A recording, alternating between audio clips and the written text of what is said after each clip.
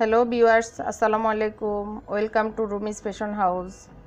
আপনারা সবাই কেমন আছেন? আমি আলহামদুলিল্লাহ ভালো আছি। আমি আজকে সকাল 8টা থেকে দুপুর পর্যন্ত আমার ব্লগটা দেখাবো। আমি দুপুর পর্যন্ত কি করেছি তা আপনাদের সাথে শেয়ার করব। তো এখন আমার আজকে বুয়া আসেনি, সেজন্য আমি আগের দিনের যে প্লেট বাটি ছিল ওগুলো ধুয়ে রেখেছিলাম, সেগুলো পানি জড়িয়ে আমি যে জায়গায় ওগুলো ওখানে রেখে দিচ্ছি। এখন আমি আমার সকালের নাস্তার জন্য আজকে মানে সিম্পল নাস্তা হচ্ছে, তো পরোটা আর ডিম ভাজি। তো আমি সিম্পল যে ডিম ভাজিটা সেটা সবাই জানে। আমি আমার ডিম ভাজিতে একটু টমেটো, পেঁয়াজ, কাঁচামরিচ দিয়ে করতেছি। তো এর আগে আমি আমার ছোট ছেলে, ওরা 8:30 থেকে স্কুল, ওকে আমি 8টায় রেডি করে ওর স্কুলে পাঠিয়েছি। আজকে যেহেতু বউ আসেনি, সেহেতু আজকে দুপুরের লাঞ্চটাও আমি অনেক সিম্পল করব। আমার ছেলেরা বললো আজকে পোলাও গোস্ত খাবে, সেজন্য দুপুরের প্রিপারেশনটাও একবারে আমি নাস্তার সাথে করে ফেলবো।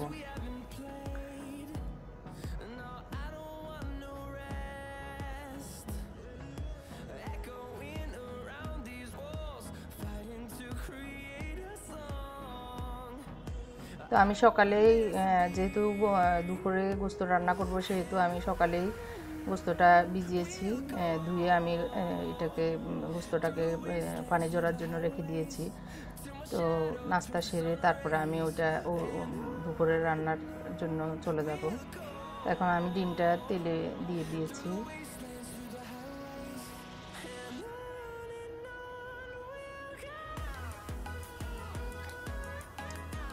আমি যে চুলার পিছনে একটা ফুলের টব দিয়েছি, সেটা আমি আমার দ্বিতীয় ব্লগে এটা ড্রাই কিভাবে করেছি আমি দেখিয়েছি, বাট একটু প্রবলেমের কারণে ওটা দেখা যায়নি।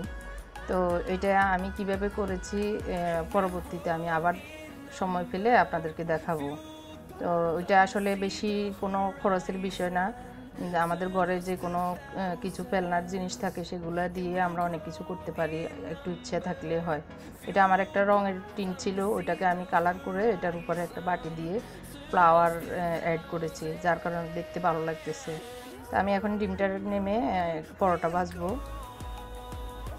পরোটাকে ছেঁকবো। আমার আগের দিনের পরোটা করা ছিল, ওগুলো আমি ফ্রিজে রেখে দিয়েছি। এখন এটাকে একটু গরম করে তারপরে তার সাথে আমি যেহেতু নাস্তার সাথে চাটাও সেরে ফেলবো, চাটাও বসাই দিয়েছি।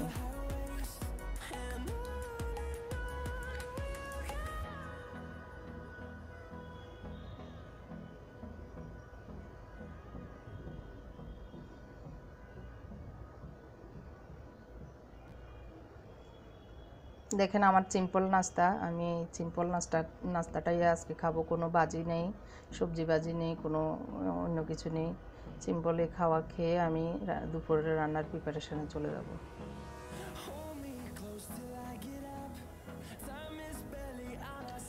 আমি এখন পোলাও রান্না করব। পোলাওর জন্য আমি ফিল্টার থেকে পানি নিয়েছি।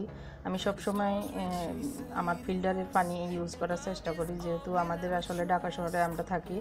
ঢাকার আশেপাশের এই যে খাল বিল আছে, ওগুলো থেকে আমাদেরকে পিউরিফাই করে ঢাকার পানি আসে। তো এগুলো তো অনেক রকমের রোগ জীবাণু থাকে, যেগুলো আমরা চোখে দেখি না। আমার এই ফিল্টারটা অনেক ভালো, অনেক পরীক্ষা নিরীক্ষা করে আমি এটা নিয়েছি।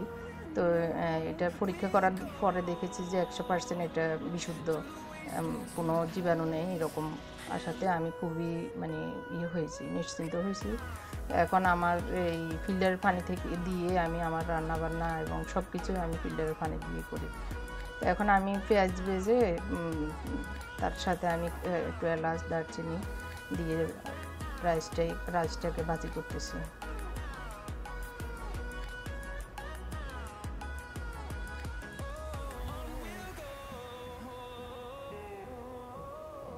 ভালোভাবে রাইস ভাজি হলেই আমাদের পোলাওটা অনেক সুন্দর হয়, এটা আমরা সবাই জানি। আমি এর সাথে আবার একটু আদা রসুনও দিয়ে দিই, একটু ভালো লাগে, ঘ্রাণ লাগে এই জন্য। আমি আমার পরিমাণ মতোই পানি দিই। আমি আমার নিজের আইডিয়া থেকে এটা দিই, মাপের দরকার হলে মাপ করে দিই, আবার মাঝে মাঝে নিজের আইডিয়া মতো করে দিই। আমি দ্রুত রান্নার জন্য আমার প্রেশার কুকারেই আমি আজকের মাংসটা রান্না করব।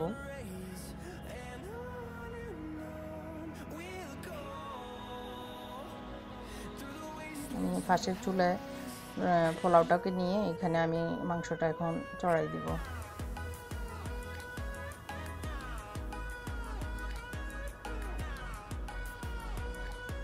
এক কাপ পেঁয়াজ দিয়ে পেঁয়াজের সাথে আমি আমার যা যা মশলা আছে সেগুলো দিয়ে দিব।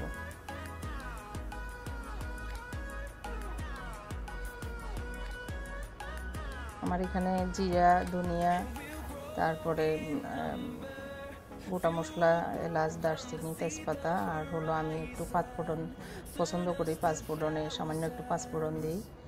তারপরে আর একটু গরম মশলা আমি গুঁড়ো করা ছিল সেটাও একটু দিয়েছি। সেটা দিয়ে আমি একটু ভালোভাবে ভেজে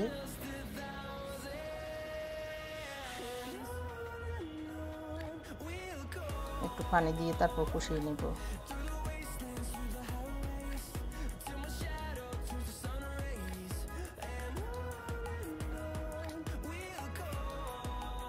আমার ভিডিও যদি আপনাদের কাছে ভালো লাগে তাহলে আমার চ্যানেলকে সাবস্ক্রাইব করবেন এবং শেয়ার করবেন, লাইক কমেন্ট করবেন। আমার পোলাওটা প্রায় রান্নার শেষ পর্যায়ে। আমি এখন নিচে একটা তাওয়া দিয়ে এটাকে আরও 10-15 মিনিটের জন্য বসিয়ে দিয়েছি।